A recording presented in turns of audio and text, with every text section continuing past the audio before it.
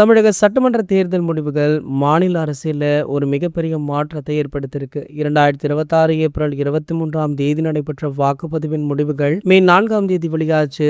இதில் நடிகர் விஜய் அவர்களுடைய தலைமையிலான தமிழக வெற்றிக் கழகம் 108 இடங்களை கைப்பற்றி தமிழகத்துடைய தனிப்பெரும் கட்சியாக உருவெடுத்திருக்கு. நீண்ட காலமாக திராவிட கட்சிகளுடைய பிடியில இருந்த தமிழக அரசியல் இப்போது ஒரு புதிய திசையை நோக்கி நகருது. ஆட்சி அமைக்க தேவையான 118 இடங்கள் தாவேகாவிடம் நேரடியாக இல்லாததால அந்த கட்சி மற்ற கட்சிகளுடைய ஆதரவை நாடுனாங்க. முதல்ல 5 எம்எல்ஏக்களை கொண்ட காங்கிரஸ் கட்சி விஜய் அவர்களை சந்தித்து தன்னுடைய ஆதரவு கடிதத்தை வழங்கியது. இதன் மூலம் தாவேகாவுடைய பலம் 113ஆக உயர்ந்தது. இதனைத் தொடர்ந்து இந்திய கம்யூனிஸ்ட் கட்சி, விடுதலை சிறுத்தைகள் கட்சியுமே அவங்களுடைய ஆதரவை வெளிப்படுத்தினாங்க. அதன் பிறகு இந்திய யூனியன் முஸ்லீம் லீக் கட்சியுமே தாவேகா கட்சிக்கு ஆதரவு வழங்கினாங்க.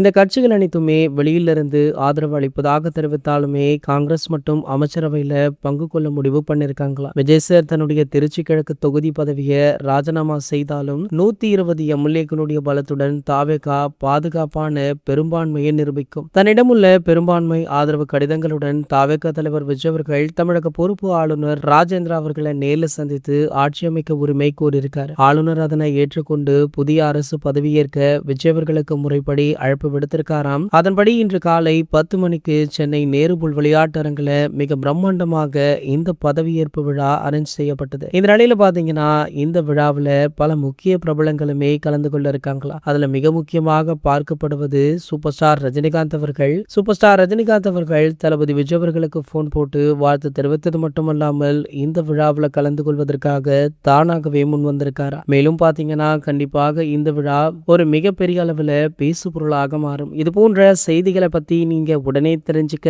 நம்மளுடைய சேனலை மறக்காம சப்ஸ்கிரைப் பண்ணிக்கோங்க.